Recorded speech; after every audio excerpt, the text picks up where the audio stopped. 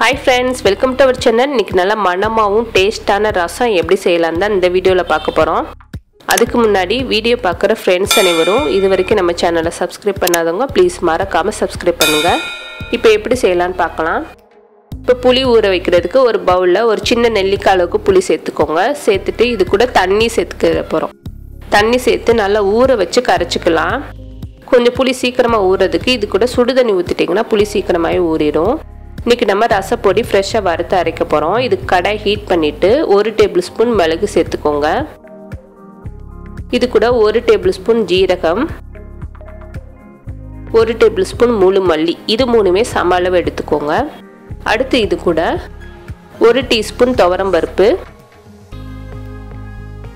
1 teaspoon கடலைப்பருப்பு, இது ரெண்டுமே சம அளவு. ரசம் நல்லா வாசனையாக இருக்கிறதுக்கு இன்றைக்கி நான் கட்டி பெருங்காயம் எடுத்திருக்கேன். கட்டி பெருங்காயம் ஒரு 2 பீஸும், பட்டை வத்தல் ஒரு 2 பீஸும் சேர்த்துக்கோங்க. கட்டி பெருங்காயம் சேர்க்கும்போது ரசம் நல்லா மணமாகவும் டேஸ்ட்டாகவும் இருக்கும். தூள் பெருங்காயத்தை விட கட்டி பெருங்காயம் சேர்த்து பாருங்கள். இப்போ நல்லா ஈவனாக வறுத்துக்கிற போகிறோம். கைவிடாமல் வறுத்துக்கோங்க. அடுப்பை வந்து சிம்லேயே வச்சு வறுத்துக்கோங்க. இது கூட ஒரு கொத்தளவுக்கு கருவேப்பிலை சேர்த்துட்டு இன்னும் நல்லா அந்த கலர்லாம் சேஞ்ச் ஆகி வரும், நல்ல வாசனை வரும். அந்தளவுக்கு அடுப்பை சிம்லேயே வச்சு வறுத்துக்கோங்க. இப்போ பார்த்தீங்கன்னா நல்லா கலர்லாம் சேஞ்ச் ஆகி நம்மளுக்கு நல்லா வறுபட்டுருச்சு.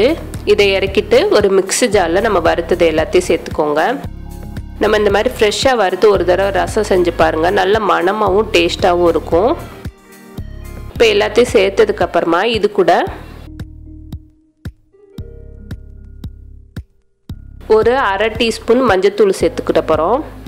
மஞ்சத்தூள் சேர்த்ததுக்கப்புறமா இதை நல்லா நைஸாக பவுடர் பண்ணி எடுத்துக்கலாம். இப்போ இது எல்லாத்தையும் பவுடர் பண்ணி நல்லா எடுத்தாச்சு. இதே மாதிரி அரைச்சி எடுத்துக்கோங்க. அடுத்து நம்ம ஒரு பவுலில் 2 மீடியம் சைஸ் தக்காளி கட் பண்ணி சேர்த்துருக்கேன். கையில் கூட தக்காளியை மசிச்சு கூட சேர்த்துக்கலாம். இது கூட நம்ம புளியை வந்து கரைச்சி வச்ச தண்ணி சேர்த்துக்கோங்க. சேர்த்ததுக்கப்புறமா ஒரு 3 பல் பூண்டு இடித்து சேர்த்துக்கோங்க. அப்போ தான் ரசம் நல்லா மணமாக இருக்கும். ஒரு கையளவுக்கு கொத்தமல்லி கட் பண்ணது, இதெல்லாம் சேர்த்ததுக்கப்புறமா இது கூட நம்ம வறுத்து அரைச்ச ரசப்பொடியை சேர்க்க போகிறோம். ரசப்பொடி ஒரு 3 டீஸ்பூன் சேர்த்துக்கோங்க. இன்றைக்கி ஒரு 3 பேர் தாராளமாக சாப்பிட்ற அளவுக்கு செய்கிறோம். உங்களுக்கு கொஞ்சம் அதிகமாக தேவைன்னா ரசப்பொடியை கொஞ்சம் கூட சேர்த்துக்கோங்க. புளிப்புக்கு தகுந்த மாதிரி சேர்த்துக்கலாம். ரசப்பொடி எக்ஸ்ட்ரா இருந்துச்சுன்னா நீங்கள் ஒரு ஸ்டோர் பண்ணி வச்சிட்டிங்கன்னா அடுத்த ரசம் வைக்கும்போது அதை யூஸ் பண்ணிக்கோங்க. இப்போ நல்லா கலந்து விட்டுக்கலாம். கலந்து விட்டுட்டு ரசத்துக்கு தேவையான அளவுக்கு தண்ணி சேர்த்துக்கிற போகிறோம். நான் இன்றைக்கி ஒரு 3 கப் அளவுக்கு தண்ணி சேர்க்குறேன். தண்ணி சேர்த்துட்டு அடுத்து நம்ம ரசம் எப்படி ப்ரிப்பேர் பண்ணலான்னு பார்க்கலாம். இப்போ ஒரு 3 கப் அளவுக்கு தண்ணி சேர்த்தாச்சு. அடுத்து நம்ம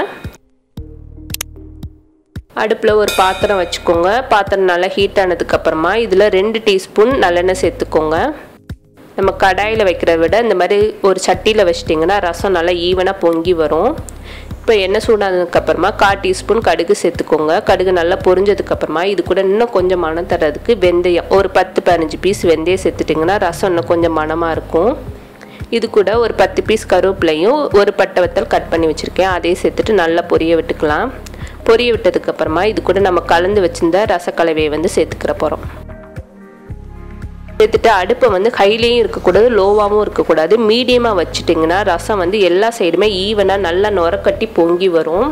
இதே மாதிரி பொங்கி வரணும், அதுதான் உங்களுக்கு கரெக்டான பதம். கொதிச்சிருச்சுன்னா ரசம் வந்து டேஸ்ட் இருக்காது, ஒரு மாதிரி கசந்த மாதிரி ஆயிரும். இந்த டயத்தில் நம்ம அடுப்புலேருந்து இறக்கி வச்சிடலாம். இப்போ அடுப்புலேருந்து இறக்கி வச்சாச்சு. கடைசியாக இதில் முக்கியமான விஷயம் என்னென்னு பார்த்தீங்கன்னா கடைசியாக தான் உப்பு சேர்க்கணும். நம்ம முன்னாடியே உப்பு சேர்த்துட்டாலும் ரசம் வந்து நல்லா இருக்காது. இந்த டிப்ஸை மட்டும் ஃபாலோ பண்ணுங்கள், டேஸ்ட்டு சூப்பராகவே இருக்கும். நல்லா மிக்ஸ் பண்ணிவிட்டு இதை நம்ம கொஞ்சம் ஆற வச்சுட்டு மூடி வச்சுக்கோங்க. அவ்வளோதான், நம்மளோட ரசம் ரெடி ஆயிடுச்சு. இந்த வீடியோ உங்களுக்கு பிடிச்சிருந்துச்சுன்னா லைக் பண்ணுங்கள், ஷேர் பண்ணுங்கள், மறக்காமல் நம்மளோட சேனலுக்கு சப்ஸ்கிரைப் பண்ணுங்கள். தேங்க்யூ.